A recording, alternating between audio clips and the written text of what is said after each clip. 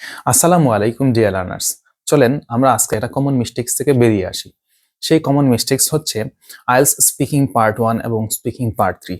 এই দুইটা পার্টে নরমালি এক্সামিনার আমাদেরকে কোয়েশ্চেন জিজ্ঞেস করে থাকেন। তো এখানের মধ্যে থেকে যখন ইয়েস নো কোয়েশ্চেন্স জিজ্ঞেস করেন তখন কিন্তু আমরা এক্সপ্লেইন দিতে চলে যাই।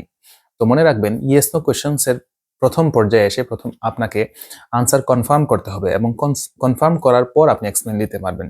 তো ইয়েস নো কোয়েশ্চেন্স কি?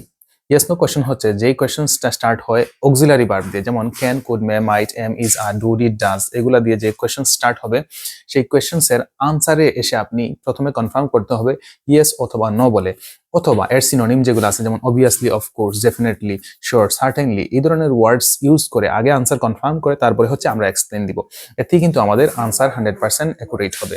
তো এই ধরনের আরো কিছু গুরুত্বপূর্ণ লেসনস পেতে এবং যে কমন মিস্টেক্স, সেই কমন মিস্টেক্স ওভারকাম হওয়ার জন্য যে লেসন সেগুলো পেতে আমাদেরকে সাবস্ক্রাইব করবেন।